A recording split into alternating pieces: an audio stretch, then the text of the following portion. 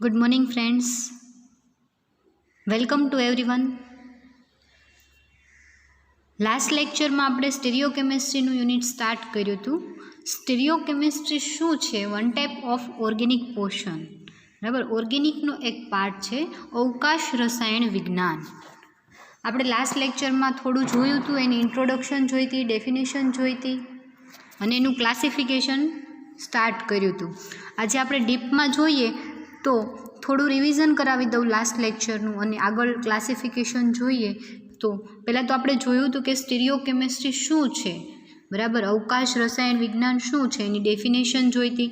તો કે અણુ, પરમાણુ કે આયનની અવકાશની અંદર ત્રિપરિમાણીય રચનાના અભ્યાસને શું કહેવાય? તો કે અવકાશ રસાયણ વિજ્ઞાન કહેવાય. એના પછી આપણે સમઘટકતા જોયું હતું. સમઘટકતા, આઇસોમેરિઝમ અને આઇસોમર્સ, બરાબર. સમઘટકો અને સમઘટકતા એટલે શું એ આપણે જોયું હતું, બરાબર. તો ક્વેશ્ચન છે આ તમારો, સમઘટકતા એટલે શું અને સમઘટકતાનું વર્ગીકરણ સમજાવો.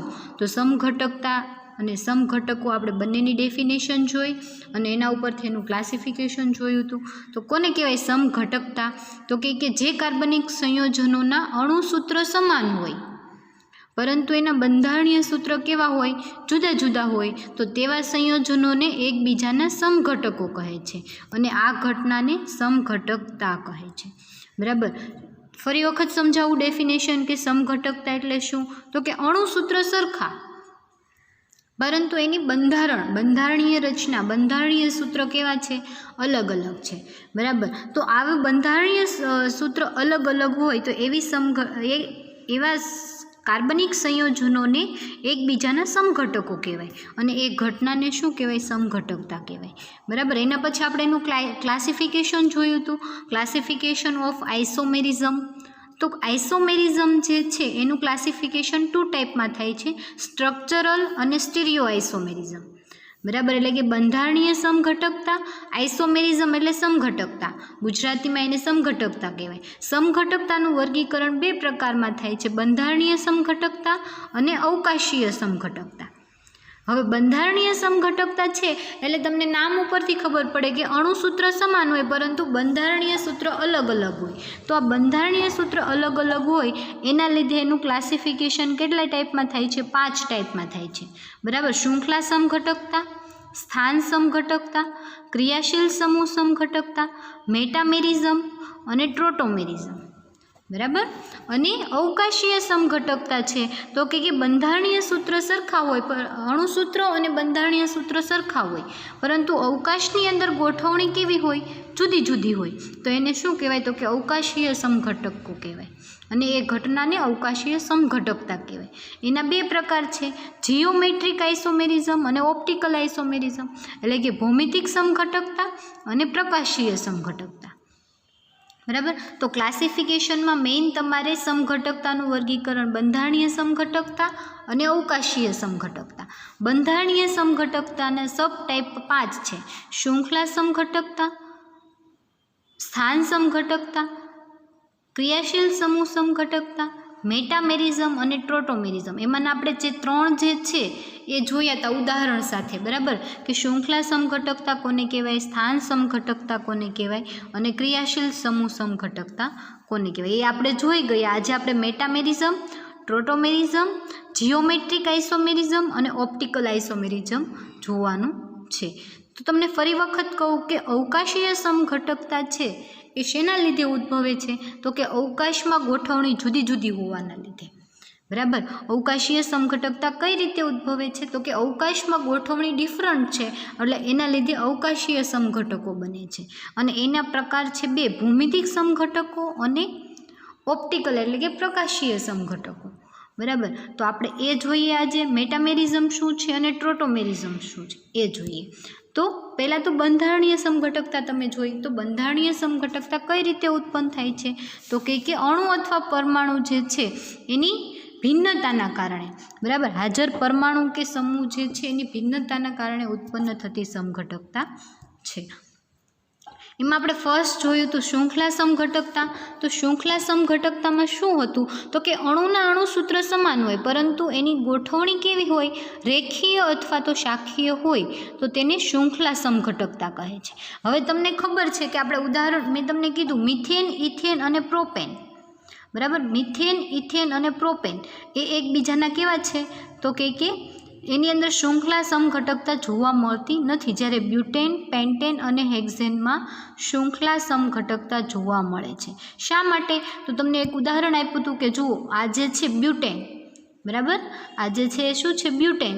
તો બ્યુટેન જે છે એમાં કાર્બનની શૃંખલા જુઓ એક જ રેખીય છે, બરાબર. કાર્બનની શૃંખલા કેવી છે, રેખીય છે. જો હવે આ કાર્બન ઉપર ગમે એટલા કાર્બન તમે અહીંયા નીચે બતાવો કે સાઈડમાં બતાવો, પરંતુ એ કેવા થશે, રેખીય થશે, બરાબર. આપણે માનો કે આની નીચે એક કાર્બન બતાવી દઈએ પણ એ તો એક જ રેખીય જ થયું ને, બરાબર. કેવું થશે, રેખીય. પરંતુ આ જે કાર્બનની શૃંખલા જે રેખીય છે એની અંદર કોઈ પણ જાતની શાખા જોવા મળતી નથી. જ્યારે તમે મિથાઇલ પ્રોપેન જે છે, મિથાઇલ પ્રોપેનની અંદર શું જોવા મળે છે, શાખા. જુઓ વચ્ચેનો કાર્બન જે છે એમાંથી શું જોવા મળે, શાખા છે, બરાબર. એની નીચે જે કાર્બન બતાવે છે અથવા તો ઉપર જે કાર્બન દર્શાવે છે એ કેવી થઈ, એની શાખા થઈ, બરાબર. હવે ફોર એક્ઝામ્પલ તરીકે તમે પ્રોપેન લઈ લો. પ્રોપેન એટલે 3 કાર્બન, બરાબર. મિથેન એટલે 1 કાર્બન, બ્યુટેન, ઇથેન એટલે 2 કાર્બન, પ્રોપેન એટલે 3 કાર્બન અને બ્યુટેન એટલે 4 કાર્બન. તો મેં તમને એવું કીધું કે મિથેન, ઇથેન અને પ્રોપેનમાં સમઘટકતા જોવા મળતી નથી, બરાબર. શૃંખલા સમઘટકતા જોવા નથી મળતી. હવે તમને હું ઉદાહરણ આપું કે CH3, CH2 અને આની નીચે તમે CH3 લખો, બરાબર. તો આ કેવું થયું તો કે એક રેખીય જ છે, જુઓ એની અંદર શાખા નથી. CH3, CH2, CH3 તમે એને આવી રીતે લખો અથવા તો નીચે લખો પણ એ કેવી થઈ, એક રેખાની અંદર જ થઈ. જુઓ એની અંદર બીજી શાખા જોવા મળતી નથી. એની અંદર બીજી શાખા જોવા મળે, કદાચ માનો કે તમે બીજું એક ઉદાહરણ લઈ લો કે CH3, CH અને CH3 અને એની શાખામાં તમે બીજું CH3 લખો તો જુઓ એ પ્રોપેન નહીં રહી, બરાબર. અને કદાચ પ્રોપેન રહેશે તો એની અંદર કેટલા કાર્બન છે, 4 કાર્બન છે. એની અંદર શૃંખલા છે પણ એવા તમને સમઘટકો જોવા નહીં મળે, બરાબર. આજે તમને મેં ઉદાહરણ આપ્યું CH3, CH, CH3, CH3 શૃંખલાની અંદર, તો એ જે છે એ બતાવે છે તો શૃંખલા કમ્પાઉન્ડ બતાવે છે, પરંતુ એમાં સમઘટકો જોવા નહીં મળે. આનું એવું કોઈ બીજું સમઘટક નહીં હોય કે જેનું અણુસૂત્ર સરખું હોય, ખાલી એના બંધારણ અલગ પડતા હોય. કદાચ તમને આ એક કમ્પાઉન્ડ જોવા મળે, બરાબર, આ એક કમ્પાઉન્ડ જોવા મળે તમને, પરંતુ એની અંદર બીજા એના જેવા સમઘટકો જોવા મળશે નહીં. હવે તમને હું બીજું ઉદાહરણ આપું કે CH3, CH2 અને આ CH3 એટલે કે પ્રોપેન, બરાબર. આનું નામ શું થશે, પ્રોપેન. હવે તમને બીજું ઉદાહરણ આપું એનું સમઘટક હોય એવું તો કે CH3, CH2 અને CH3. જુઓ તો આમાં કંઈ ફેર નથી, બરાબર. આ બંને કેવા છે, સરખા છે. આ પણ એક જ શૃંખલાની અંદર કાર્બન ગોઠવાયેલા છે, આ પણ એક જ શૃંખલાની એક જ રેખાની અંદર કાર્બન ગોઠવાયેલા છે, બરાબર. એટલે આ બંને કમ્પાઉન્ડ કેવા છે, સરખા છે. અણુસૂત્રની દ્રષ્ટિએ અને બંધારણીય સૂત્રની દ્રષ્ટિએ પણ કેવા છે, સરખા છે.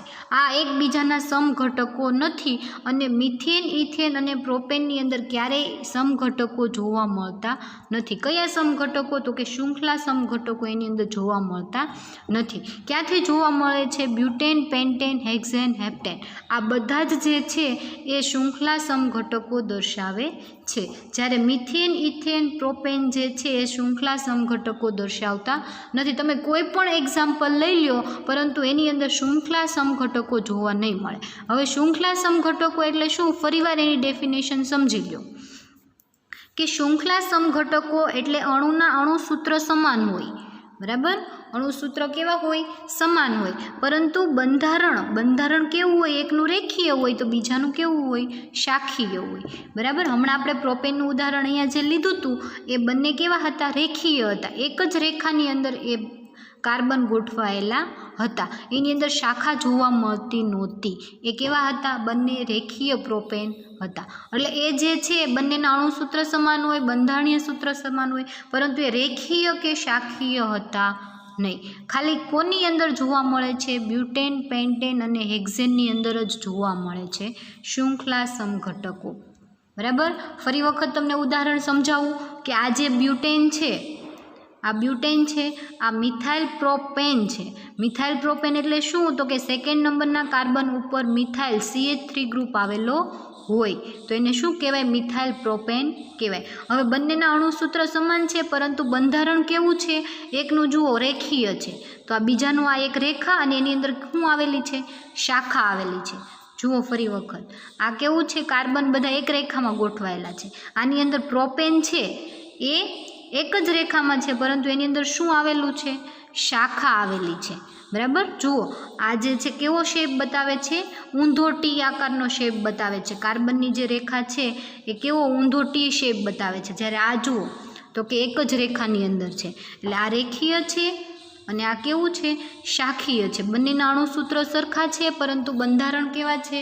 અલગ અલગ છે. અને શેના લીધે ડિફરન્ટ છે બંધારણ? તો કે એક રેખીય છે અને એક કેવું છે? શાખીય છે, એના લીધે. બરાબર. આ તમને મેં એટલે ડિટેલમાં સમજાવ્યું કે અમુક સ્ટુડન્ટના એવા ક્વેશ્ચન હતા કે પ્રોપેનની અંદર કેમ ન જોવા મળે, અથવા તો મિથેન, ઇથેન અને પ્રોપેનમાં કેમ શૃંખલા સમઘટકો જોવા ન મળે, એના માટે થઈને. ઓકે. આઈ હોપ કે તમારો જે સ્ટુડન્ટનો ડાઉટ હતો એનો અહીંયા ક્લિયર થઈ ગયો હશે. એના પછી તમને બીજું ઉદાહરણ જુઓ તો એમાં પણ એમ જ છે. પેન્ટેન, આઇસોપેન્ટેન અને નિયોપેન્ટેન. જો આ એક રેખામાં છે, આની અંદર એક શાખા જોવા મળે છે.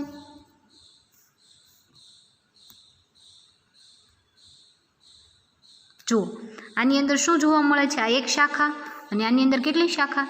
2 શાખા. બરાબર. એટલે આ જે પેન્ટેન છે એની અંદર 3 સમઘટકો જોવા મળે છે. બ્યુટેનમાં 2 સમઘટકો જોવા મળે છે. જ્યારે હેક્ઝેનની અંદર કેટલા? તો કે શૃંખલા સમઘટકો 4 જોવા મળે છે. બરાબર. બ્યુટેન 2, પેન્ટેન 3 અને હેક્ઝેન કેટલા? 4 સમઘટકો દર્શાવે છે. મેં તમને અહીંયા બ્યુટેન અને પેન્ટેનના તો બતાવ્યા. હવે હેક્ઝેન જે છે, હેક્ઝેન એટલે કે કાર્બન કેટલા? 6 કાર્બન અને હાઇડ્રોજન કેટલા થશે એની અંદર? તો કે 12. બરાબર. 2, 4, 6, 8, 9, 10, 11, 12, 13, 14 કાર્બન થશે. બરાબર. એટલે જે C6H14 જે છે એના તમારે 4 સમઘટકો હોમવર્કની અંદર ઘરે બનાવવાના છે. બરાબર. જુદા જુદા. એક કેવું હશે? રેખીય હશે. એકની અંદર 2 શાખા હશે, એકની અંદર 3 શાખા હશે. બરાબર. એક શાખીય, દ્વિશાખીય અને ત્રિશાખીય, અને એક કેવું છે? રેખીય. એના 4 સમઘટકો જે બનાવવાના છે તમારે ઘરે બનાવવાના છે. કોના? હેક્ઝેનના. આપણે બ્યુટેન જોયું, આ બ્યુટેન જોયું, આ પેન્ટેન જોયું, અને હેક્ઝેનના 4 સમઘટકો તમારે ઘરે બનાવવાના છે. તો આ હતું શૃંખલા સમઘટકતા. એના પછી આપણે જોઈએ તો સ્થાન સમઘટકતા, ક્રિયાશીલ સમૂહ સમઘટકતા. તો કે કાર્બનિક સંયોજનોના અણુસૂત્ર સમાન હોવા છતાં ક્રિયાશીલ સમૂહ કેવા હોય? જુદા જુદા હોય. તો એ સમઘટકતા શેના લીધે? નામ ઉપરથી ખબર પડે. ક્રિયાશીલ સમૂહ જુદા જુદા, અણુસૂત્ર સમાન, ક્રિયાશીલ સમૂહ જુદા જુદા. તો એને શું કહેવાય? ક્રિયાશીલ સમૂહ સમઘટકતા કહેવાય. હવે આની અંદર આપણે ઉદાહરણ જોઈએ તો જુઓ, અહીંયા આલ્કોહોલ છે, અહીંયા કેવું છે? કીટોન છે.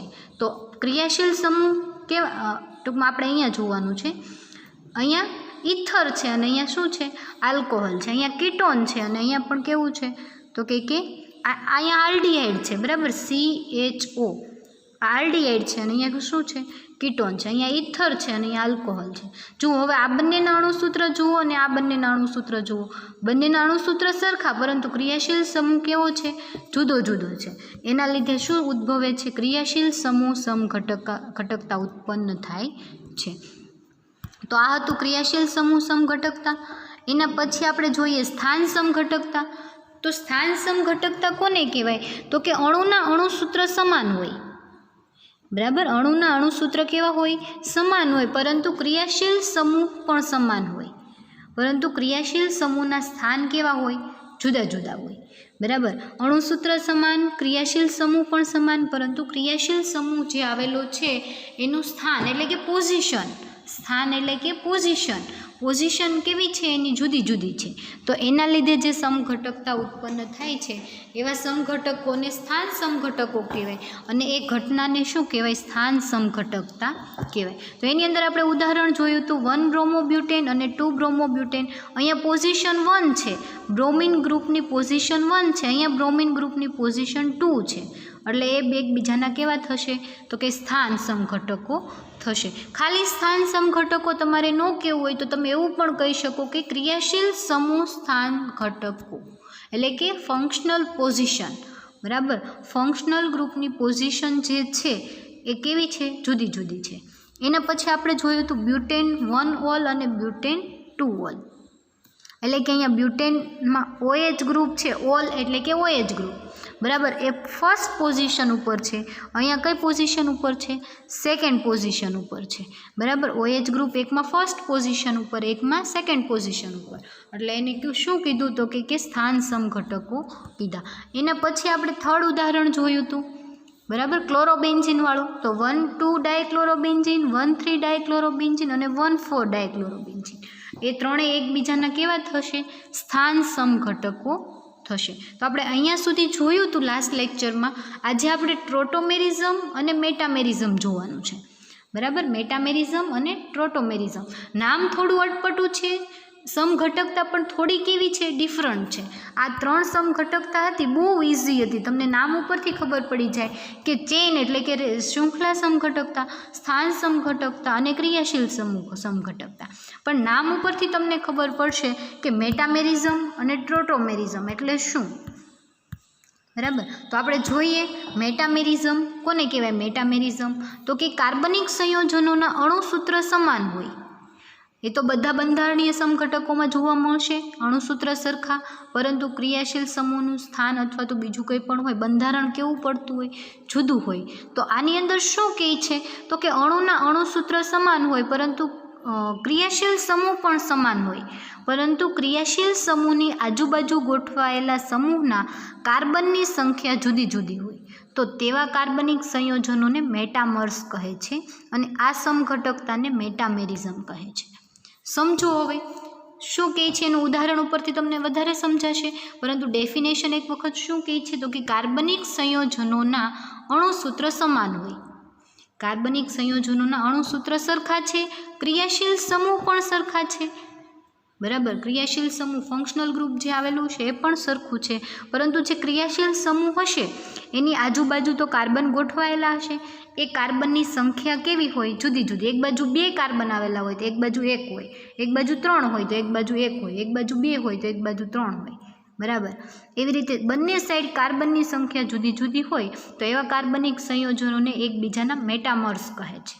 મેટામર્સ એટલે કંઈ નહીં, એકબીજાના આઇસોમર્સ, બરાબર. અને આ સમઘટકતાને મેટામેરિઝમ કહે છે.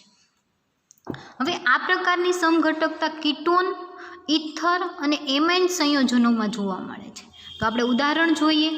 જુઓ અહીંયા તમને ઉદાહરણ આપેલું છે પેન્ટેન 3 ઓન, બરાબર. પેન્ટેન એટલે 5 કાર્બન, CH3 CH2. અહીંયા ખાસ પોઈન્ટર જ્યાં હોય ત્યાં તમે ધ્યાન આપશો એટલે તમને આરામથી સમજાઈ જશે, બરાબર.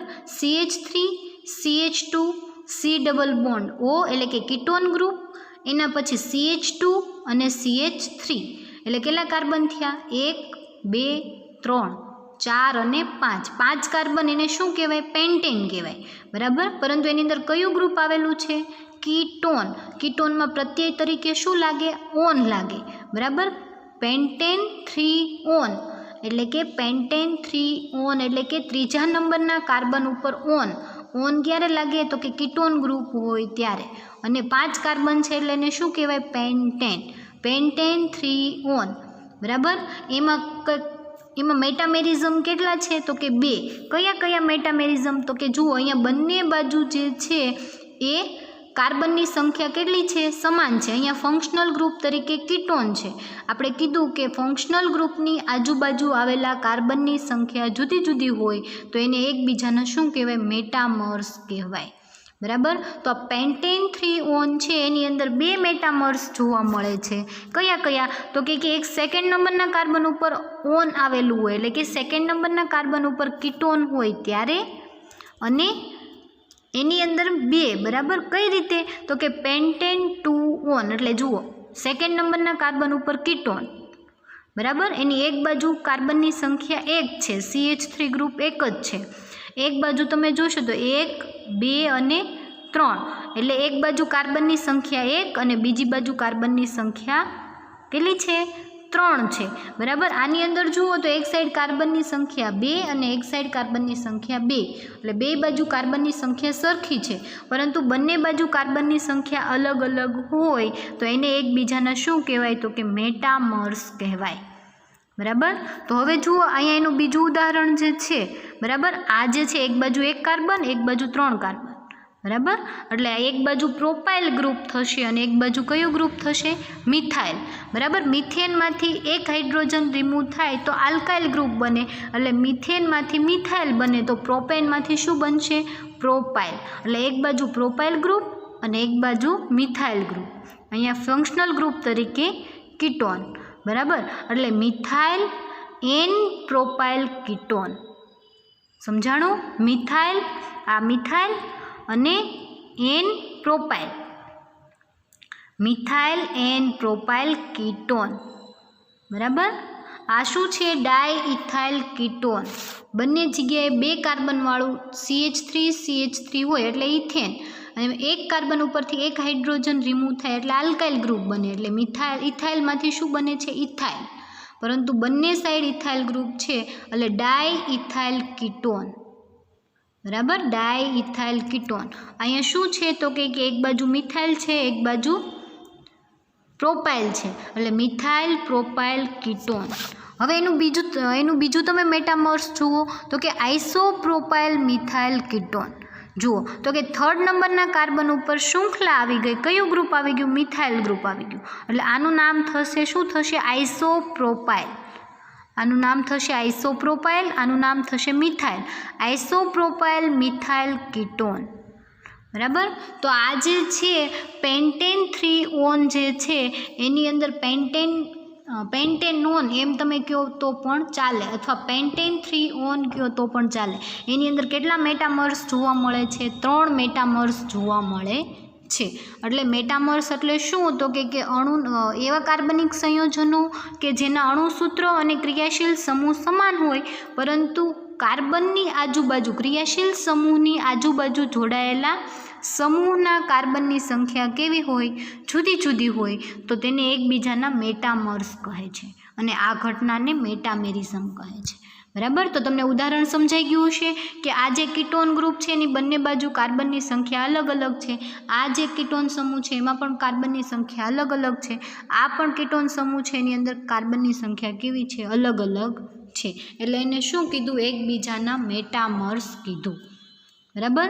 એ આ જે છે આપણે કીટોન ગ્રુપની અંદર જોયું એ શેમાં? તો કે ઇથાઇલ ગ્રુપમાં પણ જોવા મળે, એટલે કે ઇથર ગ્રુપમાં પણ જોવા મળે, અને સાથે શેમાં જોવા મળે? તો કે એમાઇન ગ્રુપ, કીટોન, ઇથર અને એમાઇન। ખાસ તમને પૂછાય એવો ક્વેશ્ચન છે, એક માર્કમાં પૂછાય કે મેટામેરિઝમ કયા ફંક્શનલ ગ્રુપમાં જોવા મળે છે? તો કે કીટોન, ઇથર અને એમાઇન,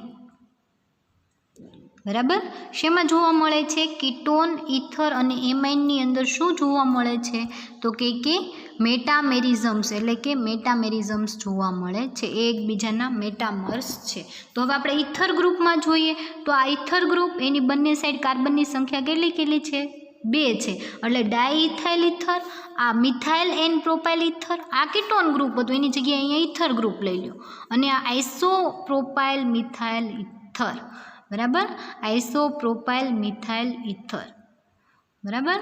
એટલે જે છે એ કેટલા સમઘટકો જોવા મળે છે? તો કે 3। આવી જ રીતે તમે એમાઇન ગ્રુપ એટલે કે NH2, બરાબર, એની અંદર લઈ લો તો NH ગ્રુપ જે છે નાઇટ્રોજનની કેટલી સંયોજકતા હોય? 3।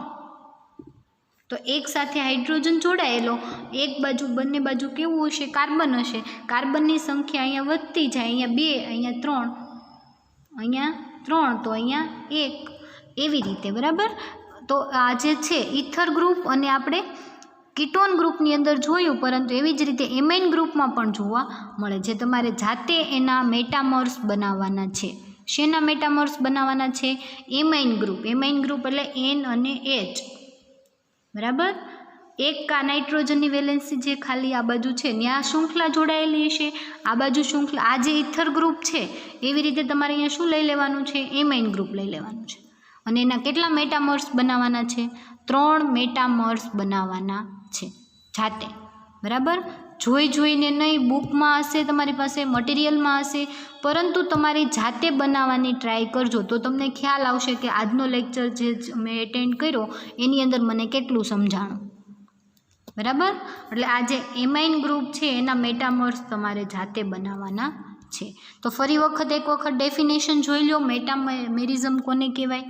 તો કે કાર્બનિક સંયોજનોના અણુસૂત્ર સમાન હોય, ક્રિયાશીલ સમૂહ પણ સમાન હોય, પરંતુ ક્રિયાશીલ સમૂહની આજુબાજુ જોડાયેલા સમૂહની કાર્બનની સંખ્યા કેવી હોય? જુદી જુદી હોય. તો એને એકબીજાના મેટામર્સ કહેવામાં આવે છે. અને કીટોન, ઇથર અને એમાઇનની અંદર શું જોવા મળે છે? મેટામેરિઝમ જોવા મળે છે. તો આ હતું મેટામેરિઝમ. એના પછી આપણે જોઈએ ટ્રોટોમેરિઝમ, એટલે કે ચલરૂપકતા. આ મેટામેરિઝમના ઉદાહરણ મેં તમને 2 અત્યારે કરાવ્યા, એક તમારે જાતે કરવાનું છે, બરાબર. કીટોન અને ઇથરની અંદર આપણે જોઈ ગયા, પરંતુ એમાઇનની અંદર તમારી જાતે બનાવતા શીખવાનું છે, બરાબર. એના પછી આપણે જોઈએ ચલરૂપકતા. ચલરૂપકતા એટલે ટ્રોટોમેરિઝમ, બરાબર. શું કહેવાય? ટ્રોટોમેરિઝમ. હવે તમને ખ્યાલ હશે, તમે ઘણી બધી વખત ચલરૂપકતા શબ્દ સાંભળીને આવ્યા હશો કેમેસ્ટ્રીમાં, બરાબર. ચલરૂપકતા એટલે શું? તો કે ચલરૂપકતા એટલે એકબીજામાં સતત પરિવર્તનશીલ, ગતિકીય સંતુલનમાં હોય, આંતર પરિવર્તિત હોય, બરાબર.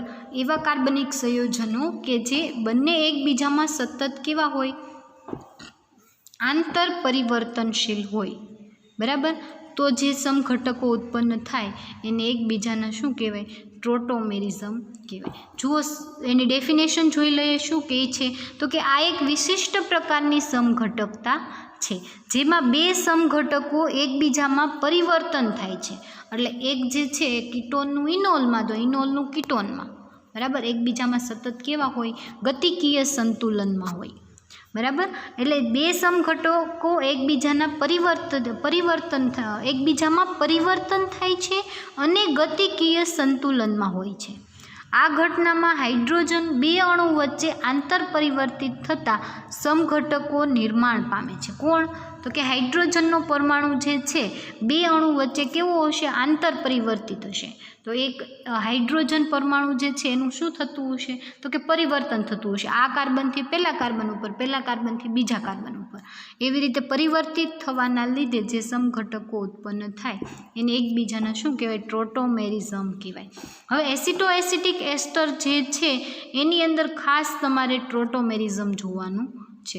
એસિટોએસિટિક એસ્ટરની અંદર. એ સિવાય આપણે જોઈએ તો આ જે છે કીટોન ફોર્મ, એસિટાલ્ડીહાઇડ અને આ જે છે વિનાઇલ આલ્કોહોલ, એની અંદર આપણે જોઈએ તો આ શું છે? જે એસિટાલ્ડીહાઇડ છે એટલે એક આલ્ડીહાઇડ ગ્રુપ છે, વચ્ચે શું હશે? કાર્બોનિલ સમૂહ, બરાબર. એટલે કે કીટોન ગ્રુપ છે. એસિટાલ્ડીહાઇડ એટલે કે કીટોન ફોર્મ છે એનું કેવું છે? ઇનોલ કે આલ્કોહોલ. એક કીટોન ફોર્મ અને એક આલ્કોહોલ. હવે આલ્કોહોલ કીટોન ફોર્મ જે છે એ સતત ઇનોલ ફોર્મમાં કેવું હોય? આંતર પરિવર્તિત હોય. આપણે શું ડેફિનેશન જોઈ? તો કે એકબીજામાં સતત આંતર પરિવર્તનશીલ હોય. કઈ રીતે? જુઓ તો કે આ જે આલ્ડીહાઇડ ગ્રુપ છે, આ આલ્ડીહાઇડ ગ્રુપ છે, બરાબર. એ શું કરશે? તો કે એની સાથે કાર્બોનિલ સમૂહ છે. કીટોન એટલે કે કાર્બોનિલ સમૂહ એટલે શું? તો તમને કહી દઉં. કાર્બોનિલ સમૂહ જે છે 4 ફોર્મની અંદર પ્રેઝન્ટ હોય. કયા 4 ફોર્મ? કીટોન, આલ્ડીહાઇડ, એસિડ અથવા તો એસ્ટર. ફરી વખત કહું, કાર્બોનિલ સમૂહ એટલે C+O, બરાબર. કાર્બોનિલ સમૂહ આપણે હંમેશા C+O એટલે આપણે એવું જ કહીએ કે કીટોન ગ્રુપ, પરંતુ કાર્બોનિલ સમૂહ 4 ફોર્મમાં હોય. Ketone form, aldehyde form, acid form અને એસ્ટર. કીટોન, આલ્ડીહાઇડ, एसिड अने एस्टर, परंतु अहींया कया फॉर्ममां छे? कीटोन फॉर्म छे, बराबर। एटले एसिटाल्डिहाइड जे छे एनुं आ कीटोन फॉर्म छे, एनी अंदर C डबल बॉन्ड O जे आवेलो छे, बराबर। एमांथी एक बॉन्ड केवो थई जशे? पाई बॉन्ड ब्रेक थशे। कार्बन अने ऑक्सिजन वच्चेनो पाई बॉन्ड जे छे, एक बॉन्ड होय तो ए केवो थाय? सिग्मा बॉन्ड, परंतु बे बॉन्ड आवेला होय तो एक सिग्मा तो एक केवो थशे? Pi bond. એટલે સેકન્ડ પાઈ બોન્ડ જે છે એ બ્રેક થશે અને બાજુના કાર્બન ઉપર રહેલો હાઇડ્રોજન CH3 માનો એક હાઇડ્રોજન ક્યાં શિફ્ટ થશે? તો કે જ્યાં ઓક્સિજનની એક વેલેન્સી ખાલી થશે ત્યાં, બરાબર। આ કાર્બન અને ઓક્સિજન વચ્ચેનો બોન્ડ બ્રેક થાય તો એક ઓક્સિજનની વેલેન્સી ખાલી થાય, એક કાર્બનની વેલેન્સી ખાલી થાય। અહીંયાથી એક હાઇડ્રોજન ઓક્સિજન પાસે શિફ્ટ થાય તો આ કાર્બન પાસે એક વેલેન્સી કેવી થાય? ખાલી થાય। એટલે કાર્બન કાર્બન ડબલ બોન્ડ બની જશે, carbon oxygen double bond break થશે, ઓક્સિજનની એક વેલેન્સી ખાલી થશે, ત્યાં હાઇડ્રોજન કેવું થશે? પરિવર્તિત થશે, બરાબર। હાઇડ્રોજન કેવું થશે? આંતર પરિવર્તિત થશે। એટલે એક વખત અહીંયા તો ફરી વખત આની આ રિએક્શન કેવી થાય? પ્રતિવર્તી રિએક્શન થાય, બરાબર। એટલે કીટોન ફોર્મ જે છે એ શેમાં રૂપાંતર પામ્યું? તો કે ઇનોલ ફોર્મમાં। જુઓ, ઇનોલ એટલે કે આલ્કોહોલ। ફરી વખત સમજો, કીટોન ગ્રુપ જે છે એ શેમાં રૂપાંતર પામે છે? આલ્કોહોલમાં। અને બાજુના કાર્બન ઉપરથી હાઇડ્રોજનનું શું થાય છે? આંતર પરિવર્તિત થાય છે, બરાબર। આંતર પરિવર્તનના લીધે આ એક ચલ રૂપકતા ઉત્પન્ન થાય છે। એટલે કીટોનનું ઇનોલ, ઇનોલનું કીટોન સતત એકબીજામાં કેવું છે? આંતર પરિવર્તનશીલ છે। એટલે એને શું કહેવાય? કીટો ઇનોલ ચલ રૂપકતા એવું આપણે કહી શકીએ, બરાબર। એના પછી જુઓ બીજું એક્ઝામ્પલ, એસિટોન। આજે એસિટોન, એની પછી છે પ્રોપ 1 ઇન 2 ઓલ। પ્રોપેન પહેલા કાર્બન ઉપર ઇન અને સેકન્ડ કાર્બન ઉપર all, propane prop 1 in 2 all. In એટલે કે ડબલ બોન્ડ, ઓલ એટલે કે આલ્કોહોલ, બરાબર। અને આ જે છે એ શું છે? એસિટોન, CH3CO CH3 એટલે કે એસિટોન, બરાબર। હવે એની અંદર જુઓ, કીટોનનું ઇનોલ, ઇનોલનું કીટોન અને બાજુના કાર્બન ઉપર હાઇડ્રોજન કેવો છે? આંતર પરિવર્તન છે। જુઓ, અહીંયા કીટોન, એનું ઇનોલ ફોર્મ, અહીંયા CH3, અહીંયા CH2, હાઇડ્રોજન આંતર પરિવર્તન થયો, ડબલ બોન્ડ પણ કેવો થયો? આંતર પરિવર્તિત થયો। જોઈ લો, ડબલ બોન્ડ અહીંયા હતો કીટોન ફોર્મમાં તો ક્યાં આવી ગયો? બાજુના કાર્બન ઉપર। બાજુના કાર્બન ઉપર CH3 હતું તો ત્યાંથી એક હાઇડ્રોજન ક્યાં આવી ગયો? ઓક્સિજન પાસે। એટલે એ બંને એકબીજામાં કેવા છે? આંતર પરિવર્તનશીલ છે। એટલે એને શું કીધું? કીટો ઇનોલ ચલ રૂપકતા કીધી। હવે ફરી વખત એક વખત ડેફિનેશન જુઓ, કોને કહેવાય? ચલ રૂપકતા એક વિશિષ્ટ પ્રકારની સમઘટકતા છે।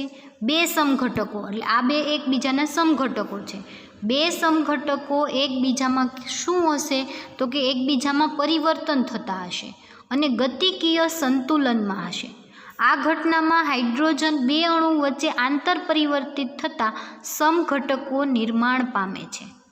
હવે એસિટો એસિટિક એસ્ટરનું ઉદાહરણ, બરાબર। એટલે જે છે ડેફિનેશન શું કહે છે? તો કે આ સમઘટકો છે એકબીજામાં સતત કેવા છે? આંતર પરિવર્તનશીલ છે, સતત એકબીજામાં ગતિકીય સંતુલનમાં છે। એટલે કીટોનનું ઇનોલમાં, ઇનોલનું કીટોનમાં સતત એકબીજામાં રૂપાંતર જોવા મળે છે। હવે એમાં શું છે? તો કે એનું કીટોન ફોર્મ હોય એ મોસ્ટલી તમને જોવા મળતું હોય, એટલે કે કેવું હોય? સ્થિર હોય, બરાબર। આ જે ઇનોલ ફોર્મ છે, ફોર એક્ઝામ્પલ તરીકે તમે એસિટોન લઈ લો તો એસિટોન જે છે એ શું છે? તો કે એ સ્થિર તમને જોવા મળતું હોય, બરાબર। અમુક પર્સન્ટેજ હોય કે 90% તમને જોવા મળતું હોય એનું કીટોન ફોર્મ જોવા મળતું હોય, પણ 10%ની અંદર જે છે એનું ઇનોલ ફોર્મ તમને જોવા મળતું હોય। સતત એકબીજામાં ગતિકીય સંતુલનમાં હોય, પરંતુ તમે સ્થિરતાની દ્રષ્ટિએ જોવા જાઓ તો જે એનું કીટોન ફોર્મ હોય એ તમને સ્થિર જોવા મળતું હોય, બરાબર। તો આ શું હતું? તો કે ટ્રોટોમેરિઝમ ચલ રૂપકતા હતી, બરાબર। ચલ રૂપકતા તો જે આપણે બંધારણીય સમઘટકતા જોતા હતા એ બંધારણીય સમઘટકતા કેટલી છે? 5 ટાઈપની છે. એમાં ફર્સ્ટ આપણે જોઈ ચેઇન, પોઝિશન, ફંક્શન, મેટામેરિઝમ અને ટ્રોટોમેરિઝમ. બરાબર. બંધારણને આધારે ઉત્પન્ન થતી હોય એવી સમઘટકતા કેટલી જોઈ આપણે? 5. કે બંધારણ અલગ અલગ હોવાના લીધે શું જોવા મળે છે? તો કે જુદા જુદા સમઘટકો જોવા મળે છે બંધારણના લીધે. બરાબર. તો એની અંદર આપણે કેટલી જોઈ? શૃંખલા સમઘટકતા. તો એક રેખીય હોય તો બીજું કેવું હોય? શાખીય હોય. એના પછી આપણે જોયું ફર્સ્ટ આપણે જોયું શૃંખલા સમઘટકતા. એના પછી આપણે જોયું પોઝિશન એટલે સ્થાન સમઘટકતા. તો કે ક્રિયાશીલ સમૂહના સ્થાન કેવા હોય? જુદા જુદા સ્થાન હોય તો એને શું કહેવાય? પોઝિશન સમઘટકતા. ફંક્શનલ ગ્રુપ એટલે કે ક્રિયાશીલ સમૂહ સમઘટકતા. તો એની અંદર ક્રિયાશીલ સમૂહ કેવા હશે? જુદા જુદા હશે. એના પછી આપણે જોયું મેટામેરિઝમ. બરાબર. એના પછી જોયું આપણે ટ્રોટોમેરિઝમ. મેટામેરિઝમમાં શું જોયું? તો કે અણુસૂત્રો અને ક્રિયાશીલ સમૂહ સમાન હોય પરંતુ કાર્બનની ક્રિયાશીલ સમૂહની આજુબાજુ કાર્બનની સંખ્યા કેવી હોય? જુદી જુદી હોય. તો એને શું કહેવાય? મેટામેરિઝમ કહેવાય. અને ટ્રોટોમેરિઝમ તો એની અંદર શું જોયું આપણે? કીટો ઇનોલ ચલરૂપકતા કે સતત એકબીજામાં આંતર પરિવર્તનશીલ હોય અને ગતિકીય સંતુલનમાં હોય તો એને એકબીજાના શું કહેવાય?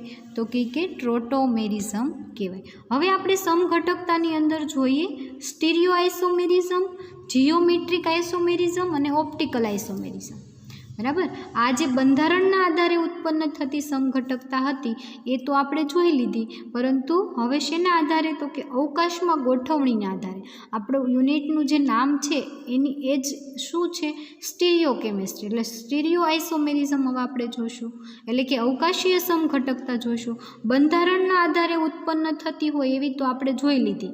બંધારણના આધારે ઉત્પન્ન થતી સમઘટકતા છે એ તો આપણે જોઈ લીધી. પરંતુ હવે અવકાશમાં ગોઠવણીના આધારે જે સમઘટકતા ઉત્પન્ન થાય છે એ આપણે જોવાની છે. કે કાર્બનિક સંયોજનો છે તો કાર્બનિક સંયોજનો જે છે એનું અવકાશમાં ગોઠવણીના આધારે કેવા બને છે? જુદા જુદા દેખાય છે. બરાબર. અવકાશમાં ગોઠવણીના આધારે એ કેવા છે? તો કે ડિફરન્ટ છે. એના આધારે આપણે સમઘટકતા ઉત્પન્ન થાય છે એ જોવાની છે. તો હવે આપણે જોઈએ સ્ટીરિયો આઇસોમેરિઝમ.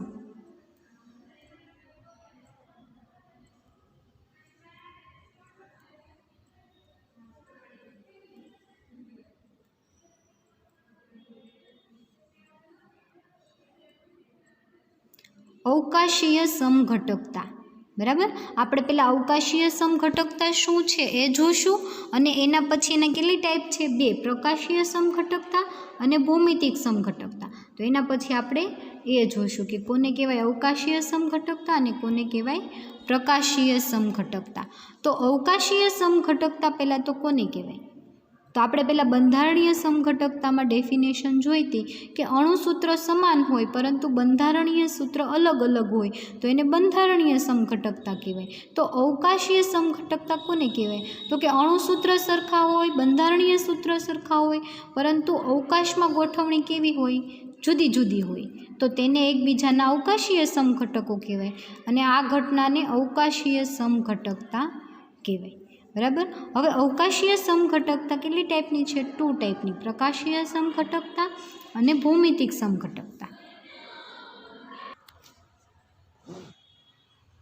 તો આપણે એવી સમઘટકતા જોઈએ કે જેના અવકાશની અંદર ગોઠવણી કેવી હોય? જુદી જુદી હોય. બરાબર. તો અવકાશીય સમઘટકતા એટલે કે અણુના અણુસૂત્ર સમાન હોય, બંધારણીય સૂત્ર પણ સમાન હોય પરંતુ ખાલી અવકાશમાં ગોઠવણી. અવકાશમાં એટલે કે આપણે આકાશમાં એને મૂકવા ન જવાનું. બરાબર. પણ ત્રિપરિમાણની અંદર આપણે એને જોવાનું છે. બરાબર. એને આપણે ત્રિપરિમાણની અંદર આપણે એને ઇમેજિનેશન કરવાનું છે કે ત્રિપરિમાણની અંદર આને ગોઠવવામાં આપણે મૂકવામાં આવે તો એ કઈ રીતે અલગ અલગ હશે. બરાબર. અવકાશમાં ગોઠવણી એટલે આપણે ક્યાંય એને અવકાશમાં મૂકવા જવાની જરૂર નથી. તમે અવકાશીય ગોઠવણી એટલે તો કોઈકને આકાશ દેખાતું હશે, આ દેખાતું છે, પણ એવું નથી. અવકાશીય ગોઠવણી એટલે કે ત્રિપરિમાણની અંદર આપણે એને જોવાનું છે. ત્રિપરિમાણની અંદર એટલે શું? તો કે ફોર એક્ઝામ્પલ તરીકે હું તમને અત્યારે બતાવું કે જો બોર્ડ ઉપર આ તમે સમજો કે આ બોર્ડ છે, બરાબર. તો આ બોર્ડની અંદર આ એક્સ અક્ષ આ વાય અક્ષ, બરાબર. આ બોર્ડની અંદર આપણે કંઈ બી વસ્તુ લખવી હોય તો આપણે એને બે જ પરિમાણની અંદર આપણે એને બતાવી શકીએ. આ બેન્ઝીન રિંગ મેં દોરી છે, બરાબર. તો આપણે એને બે પરિમાણની અંદર દર્શાવી શકીએ. પરંતુ આપણે કોઈ એવું ઇમેજિનેશન કરવાનું છે કે બોર્ડની પાછળનો ભાગ પણ કેવો છે, આપણા માટે ખુલ્લો છે, બરાબર. એટલે ત્રિપરિમાણની અંદર આપણે એનું ઇમેજિનેશન કરવાનું છે કે 3 પરિમાણની અંદર આ એક્સ, આ વાય અને આ ઝેડ અક્ષની અંદર પણ આપણે કમ્પાઉન્ડને જોવાનું છે. કાં તો તમારે બોર્ડની પાછળનો ભાગ જુઓ, કાં તો બોર્ડની આગળનો ભાગ જુઓ, બરાબર. તો એ કેવી થશે? 3 પરિમાણની અંદર રચના થશે. તો અવકાશીય ગોઠવણી એટલે કંઈ નહીં, ત્રિપરિમાણની અંદર આપણે એની ગોઠવણી જોઈએ તો કેવી જોવા મળે? જુદી જુદી જોવા મળે. તો એને શું કહેવાય? અવકાશીય સમઘટકો એકબીજાના કહેવાય. અને આવી ઘટનાને અવકાશીય સમઘટકતા કહેવાય. હવે તમારે ખાલી શોર્ટમાં યાદ રાખવું હોય તો બંધારણીય સમઘટકતા એટલે બંધારણ જુદા હોય, અવકાશીય સમઘટકતા એટલે અવકાશની અંદર ગોઠવણી જુદી જુદી હોય, બરાબર. એટલે તમને યાદ રહી છે. હવે એના તમારે 2 પ્રકાર છે, પ્રકાશીય સમઘટકતા અને ભૌમિતિક સમઘટકતા. તો આપણે પહેલાં જોઈએ પ્રકાશીય સમઘટકતા કોને કહેવાય? તો જે કાર્બનિક સંયોજન ધ્રુવીભૂત પ્રકાશના તલનું, તો અહીંયા નવો વર્ડ આવ્યો, તમને એમ થશે કે ધ્રુવીભૂત પ્રકાશ એટલે શું, બરાબર. તો આના પછીનો જે ક્વેશ્ચન છે એ તમારે પ્રકાશીય સમઘટકતા ઉપર છે અને એની અંદર આપણે ધ્રુવીભૂત પ્રકાશ એટલે શું એ ત્યાં આપણે જોઈ લઈશું, બરાબર. અત્યારે તમારે ખાલી એટલું યાદ રાખવાનું છે, ધ્રુવીભૂત પ્રકાશના તલનું એક બાજુ એટલે કે કાં તો ડાબી બાજુ અથવા તો જમણી બાજુ કોણાવર્તન કરે, બરાબર. ધ્રુવીભૂત પ્રકાશના તલનું ડાબી બાજુ અથવા તો જમણી બાજુ કોણાવર્તન કરે તો તેવા કાર્બનિક સંયોજનોને પ્રકાશીય સમઘટકો કહે છે. અત્યારે આ સમઘટકતા જે છે તમે યાદ રાખી લ્યો ડેફિનેશન, પરંતુ આ જ ડેફિનેશન ઉપર તમારે આખું યુનિટ ભણવાનું છે, બરાબર. શેના ઉપર? પ્રકાશીય સમઘટકતા ઉપર, બરાબર. આના પછી જે તમારે ક્વેશ્ચન છે પ્રકાશીય સમઘટકતા અને ભૌમિતિક સમઘટકતા ઉપર છે. આપણી બંધારણીય સમઘટકતા અહીંયા પૂરી થઈ ગઈ. ક્યાં? ટ્રોટોમેરિઝમ જ્યાં પૂરું થયું, ચલરૂપકતા, ત્યાં જ તમારી બંધારણીય સમઘટકતા પૂરી થઈ ગઈ. હવે આપણે બંધારણીય સમઘટકતા વિશે કંઈ પણ યુનિટની અંદર વાત કરવાના નથી, ખાલી ડીએલ નામકરણ અને આરએસ નામકરણ છે એટલું જ, બરાબર. એટલે હવે આપણે આખું યુનિટ જે છે એ પ્રકાશીય સમઘટકતા અને ભૌમિતિક સમઘટકતા ઉપર ભણવાનું છે. એટલે આના પછી તમે જે જોશો એ પ્રકાશીય સમઘટકતા જોશો. અત્યારે આપણે ડેફિનેશન જોઈએ તો પ્રકાશીય સમઘટકો કે કોને કહેવાય? તો કે કાર્બનિક સંયોજન ધ્રુવીભૂત પ્રકાશના તલનું કોઈ એક બાજુ ડાબી બાજુ અથવા તો જમણી બાજુ કોણાવર્તન કરે તો તેવા કાર્બનિક સંયોજનોને પ્રકાશીય સમઘટકો કહે છે, બરાબર. એટલે હવે આપણે જોશું એ શું જોશું? ધ્રુવીભૂત પ્રકાશ જોશું કે ધ્રુવીભૂત પ્રકાશ કોને કહેવાય, કઈ રીતે કોણાવર્તન કરે એ જોશું, ડાબી બાજુ જમણી બાજુ એ જોશું, બરાબર. અને પ્રકાશીય સમઘટકો એટલે શું એ જોશું. પરંતુ અત્યારે ડેફિનેશન ધ્રુવીભૂત પ્રકાશના તલનું ડાબી બાજુ અથવા તો જમણી બાજુ કોણાવર્તન કરે તો એવા કાર્બનિક સંયોજનોને પ્રકાશીય સમઘટકો કહે છે. ઉદાહરણ તરીકે તમે જુઓ તો ડી લેક્ટિક એસિડ અને એલ લેક્ટિક એસિડ. હવે તમને થશે કે આ ડી અને એલ શું છે? તો આપણે જે આના પછી ભણવાના છીએ એ સ્મોલ ડી અને કેપિટલ ડી, સ્મોલ ડી અને સ્મોલ એલ, કેપિટલ ડી અને કેપિટલ એલ શું છે એના વિશે ભણશું. આર અને એસ નામકરણ શું છે એના વિશે ભણશું, બરાબર. તો આ કેપિટલ સ્મોલ ડી અને સ્મોલ એલ શું બતાવે છે? તો કે ધ્રુવીભૂત પ્રકાશનું કોણાવર્તન બતાવે છે. સ્મોલ ડી ક્યારે લખવાનું? કે જમણી બાજુ કોણાવર્તન દર્શાવે તો એને સ્મોલ ડી કહેવાય અને ડાબી બાજુ કોણાવર્તન દર્શાવે તો એને શેના વડે? તો કે એલ વડે દર્શાવાય, બરાબર. એટલે દક્ષિણ ભ્રમણીય અને વામ ભ્રમણીય, જમણી બાજુ કોણાવર્તન અને ડાબી બાજુ કોણાવર્તન, બરાબર. ડેક્સ્ટ્રો અને લીઓ, સ્મોલ ડી સ્મોલ એલ, દક્ષિણ ભ્રમણીય વામ ભ્રમણીય, જમણી બાજુ કોણાવર્તન ડાબી બાજુ કોણાવર્તન. કેટલા નામ થયા? 4, બરાબર. હવે આના જે તમને OH ગ્રુપ જમણી બાજુ અને ડાબી બાજુ દેખાય છે એને તમારે અહીંયા જોવાના નથી. ખાલી તમારે અહીંયા શું જોવાનું છે? ધ્રુવીભૂત પ્રકાશના તલનું જમણી બાજુ કોણાવર્તન કરે છે, ધ્રુવીભૂત પ્રકાશના તલનું ડાબી બાજુ કોણાવર્તન કરે છે. બરાબર, એટલે એકબીજાના કેવા છે? પ્રકાશીય સમઘટકો છે. તમે બંધારણ જોશો, તમને યાદ રાખવા માટે તમે એવું નક્કી કરી લ્યો કે જમણી બાજુ OH ગ્રુપ દર્શાવીએ તો ડેક્સ્ટ્રો છે અને ડાબી બાજુ OH ગ્રુપ દર્શાવીએ તો એ લીવો છે, પરંતુ એ વસ્તુ ખોટી છે. બરાબર, ખાલી તમે જસ્ટ તમારા માઇન્ડમાં યાદ રાખવા પૂરતી તમે એવું કહેતા હોય કે જમણી બાજુ OH ગ્રુપ કરીએ તો આપણે એને ડેક્સ્ટ્રો બતાવવાનું અને ડાબી બાજુ OH ગ્રુપ બતાવીએ તો એને લીવો કહેવાનું, તો એ રાઈટ છે. પરંતુ તમે એમ કહો કે OH ગ્રુપ જમણી બાજુએ છે એટલે દક્ષિણ ભ્રમણીય છે અને OH ગ્રુપ ડાબી બાજુએ છે તો એ વામ ભ્રમણીય છે, તો એ વસ્તુ કેવી છે? ખોટી છે. બરાબર, પ્રકાશીય સમઘટકો કોને કહેવાય? તો કે ધ્રુવીભૂત પ્રકાશના તલનું જમણી બાજુ કોણાવર્તન કરે તો એને દક્ષિણ ભ્રમણીય કહેવાય અને ધ્રુવીભૂત પ્રકાશના તલનું ડાબી બાજુ કોણાવર્તન કરે તો એને કેવું કહેવાય? વામ ભ્રમણીય કહેવાય. એટલે લેક્ટિક એસિડના ઉદાહરણ ઉપરથી આપણે ડી લેક્ટિક એસિડ અને એલ લેક્ટિક એસિડ જોયું, જ્યાં સ્મોલ ડી અને સ્મોલ એલ શું બતાવે છે? તો કે એક દક્ષિણ ભ્રમણીય છે અને એક વામ ભ્રમણીય છે એવું દર્શાવે છે. બરાબર, હવે તમે જોશો તો આ જે કાર્બન છે વચ્ચેનો કાર્બન, બરાબર, એ કંઈક અલગ વસ્તુ દર્શાવે છે કે જેને શું કહેવાય? અસમ કાર્બન પરમાણુ, કિરાલ કાર્બન પરમાણુ કહેવાય. એ પણ આપણે આગળ જોઈશું, પરંતુ અત્યારે તમને જસ્ટ એક્ઝામ્પલ આપણે જોયું છે લેક્ટિક એસિડનું, એટલે તમને કહી દઉં કે આ કાર્બન જે છે એ કાર્બનની ટૂંકમાં કાર્બનની 4 સંયોજકતા હોય અને ચારેય સંયોજકતા ઉપર જુદા જુદા પરમાણુ અથવા તો સમૂહ જોડાયેલા હોય તો એને કેવું કહેવાય? અસમ કાર્બન પરમાણુ કહેવાય. બરાબર, એટલે આ કાર્બન વચ્ચેનો જે છે એ કેવો છે? અસમ કાર્બન પરમાણુ છે, જેની ચારેય સંયોજકતા ઉપર જુદા જુદા પરમાણુ અથવા સમૂહ શું કહેલા? જોડાયેલા છે. એના પછી ડી ટાર્ટ્રિક એસિડ અને એલ ટાર્ટ્રિક એસિડ, એટલે ટાર્ટ્રિક એસિડના ઉદાહરણ ઉપરથી પણ આપણે કહી શકીએ કે ડી છે કે એલ છે, દક્ષિણ ભ્રમણીય છે કે વામ ભ્રમણીય છે. બરાબર, તો આ હતું તમારે પ્રકાશીય સમઘટકો. પ્રકાશીય સમઘટકતા આ બંને એકબીજાના કેવા થશે? પ્રકાશીય સમઘટકો થશે.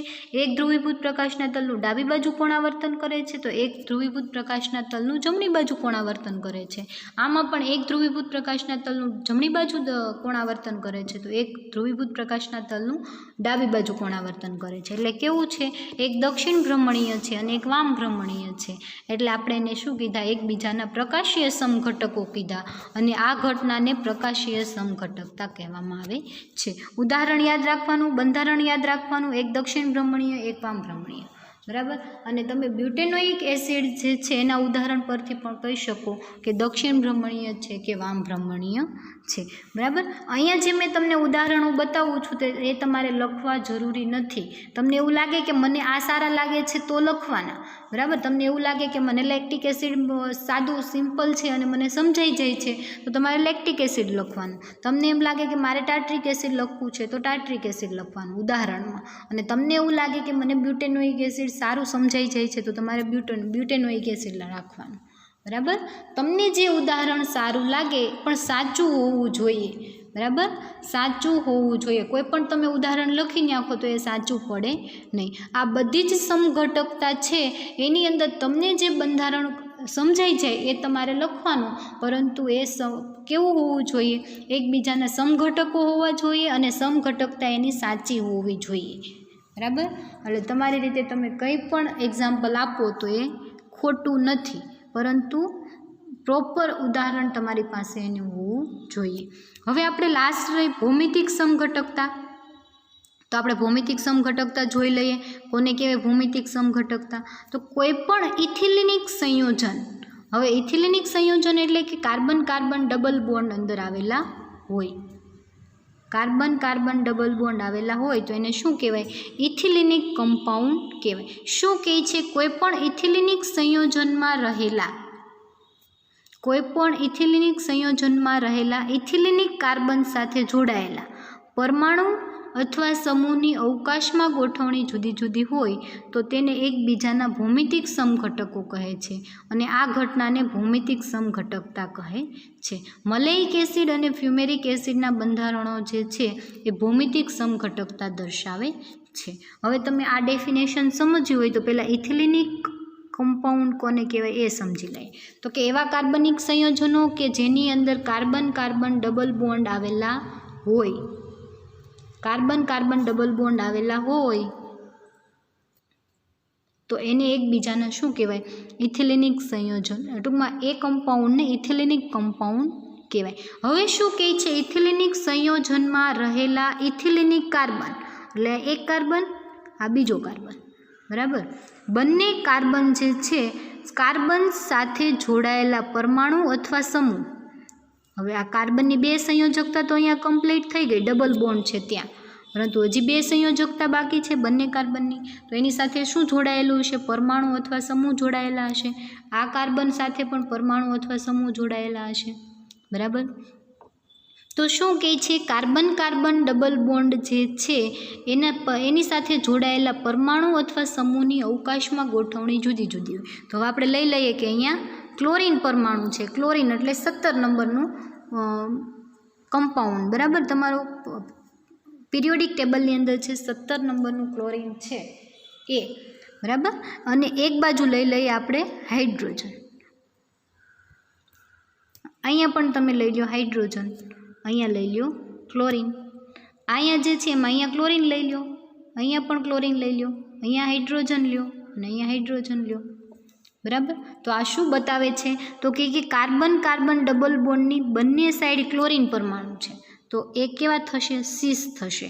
અને બંને બાજુ હાઇડ્રોજન છે એટલે સીસ છે, પરંતુ કાર્બન કાર્બન ડબલ બોન્ડની બંને બાજુ, એક બાજુ જુદા અને બીજી બાજુ પણ કેવા છે? જુદા છે. જુઓ ઉદાહરણ જોઈએ આપણે. જુઓ આની અંદર જુઓ, કાર્બન કાર્બન ડબલ બોન્ડ જે છે ઇથિલિનિક સંયોજનમાં રહેલા કાર્બન કાર્બન ડબલ બોન્ડની એક બાજુ સરખા ફંક્શનલ ગ્રુપ પરમાણુ અથવા સમૂહ આવેલા હોય તો એને સીસ કહેવાય, અને કાર્બન કાર્બન ડબલ બોન્ડની વિરુદ્ધ બાજુ સરખા આવેલા હોય તો એને શું કહેવાય? ટ્રાન્સ કહેવાય. એટલે કે કાર્બન કાર્બન ડબલ બોન્ડની એક બાજુ જુદા જુદા પરમાણુ અથવા સમૂહ આવેલા હોય તો એને ટ્રાન્સ કહેવાય, અને કાર્બન કાર્બન ડબલ બોન્ડની એક બાજુ સરખા પરમાણુ અથવા સમૂહ આવેલા હોય તો એને શું કહેવાય? સીસ કહેવાય. હવે ઉદાહરણ તરીકે આપણે જોયું 1,2-ડાયક્લોરોઇથેન. 1,2-ડાયક્લોરોઇથેન આની અંદર તમે જુઓ તો બ્યુટ-2-ઇન, એટલે બ્યુટ-2-ઇન જે છે એટલે butane, CH3 CH2 CH2 CH3, પરંતુ સેકન્ડ નંબર અને થર્ડ નંબરના કાર્બન વચ્ચે કેવો હતો કે ડબલ બોન્ડ છે એટલે આપણે એને શું કીધું? 2-ઇન કીધું, બરાબર. પરંતુ એક કેવું છે? સીસ છે, બીજું કેવું છે? ટ્રાન્સ છે. એટલે કાર્બન કાર્બન ડબલ બોન્ડની એક બાજુ, બંને બાજુ મિથાઇલ ગ્રુપ આવેલા છે અને એક સાઈડ બંનેમાં હાઇડ્રોજન આવેલા છે, એટલે એને કેવું કીધું? તો કે આને સીસ કીધું અને આને કેવું કીધું? જુઓ આમાં બંને સાઈડ અલગ અલગ આવેલા છે. અહીંયા જે CH3 જે છે એનો H3 કટ થઈ ગયો છે, પરંતુ અહીંયા તમે CH3 સમજી લેવાનું, બરાબર. અહીંયા CH3 છે એટલે 3 હાઇડ્રોજન આવેલા છે. એટલે એક બાજુ કેવા છે? તો કે સરખા છે અને એક બાજુ કેવા છે? અલગ અલગ છે, એટલે આપણે એને ટ્રાન્સ કીધું અને આને કેવું કીધું? સીસ કીધું, બરાબર. તો શું કહે છે? ખાલી પરમાણુ અથવા સમૂહની ગોઠવણી કેવી છે? જુદી જુદી છે. આ બંનેના અણુસૂત્ર જુઓ તો કે સરખા છે, આ બંનેના અણુસૂત્ર જુઓ તો કે સરખા છે, પરંતુ ક્રિયાશીલ સમૂહ પણ કેવા છે? સરખા છે. જુઓ બંનેમાં ક્લોરીન, તો આમાંય બંનેમાં ક્લોરીન, અને આ બંને એકબીજાના કેવા છે? ભૌમિતિક સમઘટકો છે. એટલે કે અવકાશની અંદર ગોઠવણી કેવી છે? અલગ અલગ છે.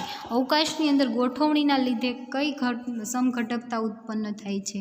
તો કે ભૌમિતિક સમઘટકતા ઉત્પન્ન થાય છે, બરાબર. તો ભૌમિતિક સમઘટકતા કોને કહેવાય? તો કે ઇથિલિનિક સંયોજનમાં રહેલ ઇથિલિનિક કાર્બન સાથે જોડાયેલા પરમાણુ અથવા સમૂહની અવકાશમાં ગોઠવણી જુદી જુદી હોય તો તેને એકબીજાના ભૌમિતિક સમઘટકો કહે છે, અને આ ઘટનાને ભૌમિતિક સમઘટકતા કહે છે, બરાબર. આની અંદર મલેઇક એસિડ અને ફ્યુમેરિક એસિડનું ઉદાહરણ જે છે બેસ્ટ ઉદાહરણ છે, એ સિવાયના આપણે 2 ઉદાહરણ જે છે અહીંયા આપણે જોઈ લીધા, બરાબર. આ મલેઇક એસિડ અને ફ્યુમેરિક એસિડ જે છે એ આપણે જોશું ક્યારે? તો કે ભૌમિતિક સમઘટકતાનો ડીપમાં ક્વેશ્ચન ભણશું ત્યારે. પરંતુ એ સિવાયના જે ઉદાહરણ તમને યાદ રહી જાય એવા કયા છે? તો કે 1,2-ડાયક્લોરોઇથેન અને બ્યુટ-2-ઇન. આ બંને ઉદાહરણ એકદમ ઇઝી છે, તમને આરામથી યાદ રહી જાય. પરંતુ આની અંદર ફ્યુમેરિક એસિડ અને મલેઇક એસિડનું ઉદાહરણ કેવું છે? બેસ્ટ છે, જે આપણે આના પછી ટૂંકમાં ભૌમિતિક સમઘટકતાનો ક્વેશ્ચન જોઈશું એની અંદર આપણે જોઈ લઈશું. બરાબર. તો અહીંયા ભૌમિતિક સમઘટકતા એટલે શું એ તમને સમજાણું કે ભૌમિતિક સમઘટકતા ક્યારે ઉત્પન્ન થાય છે? તો કે કાર્બન સાથે જોડાયેલા પરમાણુ અથવા સમૂહની અવકાશમાં ગોઠવણી જુદી જુદી હોય ત્યારે. અને પ્રકાશીય સમઘટકતા એટલે કે ધ્રુવીભૂત પ્રકાશના તલનું કોણાવર્તન જુદી જુદી દિશામાં હોય ત્યારે. બરાબર. અને અવકાશીય સમઘટકતા એટલે અવકાશની અંદર ગોઠવણી કેવી છે? જુદી જુદી છે. અને એ સમઘટકતા કેટલા ટાઈપની છે? 2 પ્રકારની છે. તો અહીંયા સમઘટકતાનો જે ક્વેશ્ચન છે એ તમારો કમ્પ્લીટ થાય છે. આ ક્વેશ્ચન મોસ્ટ આઈએમપી એમ કહું તો બી ચાલે. બરાબર. આ ક્વેશ્ચન જો તમને આવડતો હોય તો તમને સ્ટીરિયો કેમેસ્ટ્રીની અંદર જે છે મેઇન તમારું એ તમને ખ્યાલ આવી જાય કે સ્ટીરિયો કેમેસ્ટ્રીની અંદર મેઇન આઇસોમર્સ અને આઇસોમેરિઝમ્સ છે. બરાબર. બાકી તો કન્ફર્મેશન એ બધું સ્ટીરિયો કેમેસ્ટ્રીના અંદરના બહુ બધા સ્ટીરિયો કેમેસ્ટ્રી બહુ મોસ્ટ આઈએમપી એવું યુનિટ કહું તો બી તમારું ચાલે. અત્યારે તો ઠીક કે તમારા સિલેબસમાં છે, પરંતુ કેમેસ્ટ્રીનું એક બેઝિક પોઈન્ટ જે છે એ આ સ્ટીરિયો કેમેસ્ટ્રીનો છે. અને એની અંદર સ્ટીરિયો કેમેસ્ટ્રીની અંદર આઇસોમેરિઝમ જે છે એ બહુ જ સારામાં સારો ટોપિક છે. તો ફરી એક વખત જોઈ લો આઇસોમેરિઝમ શું છે અને આઇસોમેરિઝમનું ક્લાસિફિકેશન એટલે કે સમઘટકતા એટલે શું અને સમઘટકતાનું વર્ગીકરણ સમજાવો. બરાબર. તો સમઘટકતાનું વર્ગીકરણ 2 ટાઈપમાં થાય છે: બંધારણીય સમઘટકતા અને અવકાશીય સમઘટકતા. સ્ટ્રક્ચરલ એટલે કે બંધારણ, સ્ટ્રક્ચર એટલે બંધારણ એટલે કે સ્ટ્રક્ચરલ આઇસોમેરિઝમ, અને સ્ટીરિયો એટલે કે અવકાશીય. બરાબર. અવકાશીય આઇસોમેરિઝમ. સ્ટીરિયોની અંદર 5 પ્રકાર: શૃંખલા, પોઝિશન એટલે કે સ્થાન, ફંક્શનલ એટલે કે ક્રિયાશીલ સમૂહ, મેટામેરિઝમ અને ટ્રોટોમેરિઝમ એટલે કે ચલરૂપકતા. અને સ્ટીરિયો આઇસોમેરિઝમના 2 પ્રકાર: જિયોમેટ્રિક આઇસોમેરિઝમ અને ઓપ્ટિકલ આઇસોમેરિઝમ. જિયોમેટ્રિક એટલે કે ભૌમિતિક સમઘટકતા અને ઓપ્ટિકલ એટલે કે પ્રકાશીય સમઘટકતા. બરાબર. તો આ હતો તમારો યુનિટનો 10 માર્કનો ક્વેશ્ચન કે સમઘટકતા એટલે શું અને સમઘટકતાનું વર્ગીકરણ સમજાવો. બરાબર. તો જો તમને પૂછાય કે સમઘટકતાનું સંપૂર્ણ વર્ગીકરણ સમજાવો, તમારે અહીંયા સુધી સમજાવવાનું રહે. ક્યાં સુધી? ઓપ્ટિકલ આઇસોમેરિઝમ. મેં આજે તમને છેલ્લે ભૌમિતિક સમઘટકતા સમજાવી ત્યાં સુધી આખો ક્વેશ્ચન તમારે ડેફિનેશન લખવાની, ડેફિનેશન સાથે તમારે 1 થી 2 ઉદાહરણ લખવા ફરજિયાત છે. બરાબર. બંને સમઘટકો બતાવવાના અને દરેકની અંદર તમારે 2 એક્ઝામ્પલ બતાવવા જરૂરી છે 10 માર્કમાં. બરાબર. તો જે તમારા યુનિટનો આઈએમપી ક્વેશ્ચન છે અહીંયા કમ્પ્લીટ થાય છે કે સમઘટકતા એટલે શું, સમઘટકતાનું વર્ગીકરણ સમજાવો. તો આપણે નેક્સ્ટ લેક્ચરમાં આના પછીનો ટોપિક જોઈશું. બરાબર. અહીંયા સુધીનું જે છે આખો ક્વેશ્ચન લખી નાખજો. એક વખત ન સમજાય તો, અને છતાં ન સમજાય તો એની ટાઈમ મને કોલ અથવા તો મેસેજ કરી શકો. બરાબર. અને બને ત્યાં સુધી તમારે લેક્ચર પૂરો થાય પછી કરો તો વધારે સારું રહેશે. કે તમારો લેક્ચર પૂરો થાય, ન સમજાણું હોય મને પૂછી લ્યો. બરાબર. અને સાથે તમને આ લેક્ચર પૂરો થાય એટલે તમને નીચે ડિસ્ક્રિપ્શન બોક્સની અંદર લિંક આપેલી છે. બરાબર. તમને એમ થશે ડિસ્ક્રિપ્શન બોક્સ ક્યાં છે? તો કે જ્યાં તમે યુટ્યુબની અંદર વિડીયો જુઓ છો ત્યાં સાઈડમાં તમારે જમણી બાજુએ એક ત્રિકોણ આકારનું તમારે ઊંધો ટ્રાયેંગલ આપેલો હશે. એ ઊંધો ટ્રાયેંગલ ઉપર ટચ કરશો એટલે નીચે તમારે એટેન્ડન્સ લિંક ઓપન થશે. બરાબર. એક તમને એટેન્ડન્સ લિંક બતાશે. એ લિંક ઉપર તમે ટચ કરશો એટલે લિંક ઓપન થશે. એ લિંક તમારે શેમાં ઓપન કરવાની છે? ક્રોમમાં ઓપન કરવાની છે. બરાબર. તમારા મોબાઈલની અંદર ક્રોમ નામની એપ્લિકેશન ન હોય તો ડાઉનલોડ કરી લેજો. ક્રોમ નામની એપ્લિકેશનમાં તમે ઓપન કરશો એટલે તમારું ગૂગલ ફોર્મ ખુલશે. બરાબર. ગૂગલ ફોર્મમાં તમારે શું કરવાનું છે? તો કે એની અંદર એટેન્ડન્સ તમારી નાખવાની છે. બરાબર. એટલે તમારું નામ અને તમારું ગ્રુપ બરાબર, ત્યાં તમને રોલ નંબર આપેલા નથી એટલે તમારું ગ્રુપ પીબીસી કે તમારું જે પણ ગ્રુપ હોય પીઝેડસી, સીબીઝેડ, એમઆઈબીઝેડ કંઈ બી એની અંદર તમારે ગ્રુપ તમારું નાખવાનું છે અને એને તમારે સબમિટ કરવાનું છે. જો તમે સબમિટ નહીં કરો એનો મિનિંગ એવો થશે કે તમે લેક્ચર એટેન્ડ કરતા નથી એટલે તમારી એટેન્ડન્સ પૂરાશે નહીં. બરાબર, અને જો તમારી એટેન્ડન્સ નહીં પૂરાય તો અહીંયા તમારી શું મુકાશે? એબસન્ટ મુકાશે. અને જો એનો મિનિંગ એવો થશે કે તમે લેક્ચર એટેન્ડ કરતા નથી. આખો લેક્ચર ભરશો તમે તોય તે તમારું એવું જ ગણાશે કે તમે લેક્ચર ભરેલો નથી. જ્યારે તમે અહીંયા સબમિટ કરશો એટલે તમારી અહીંયા પ્રેઝન્ટ પૂરાઈ જશે. ઓકે, એટલે ડિસ્ક્રિપ્શન બોક્સની અંદર તમારે એટેન્ડન્સ આપવી ફરજિયાત છે. અને સાથે આ જે તમારી વર્લ્ડ ઓફ કેમેસ્ટ્રી નામની યુટ્યુબની ચેનલ જે છે એને તમે સબસ્ક્રાઈબ ના કરી હોય તો સબસ્ક્રાઈબ કરી દેજો, જેથી તમને ન્યૂ વિડીયો જે છે એ તમને લિંક ના મળી હોય તો તમને નોટિફિકેશન મળતી રહે કે કેમેસ્ટ્રીની અંદર જે છે તમારો લેક્ચર મુકાઈ ગયેલો છે. ઓકે, એટલે ચેનલને સબસ્ક્રાઈબ કરવી જરૂરી છે. Okay, thank you.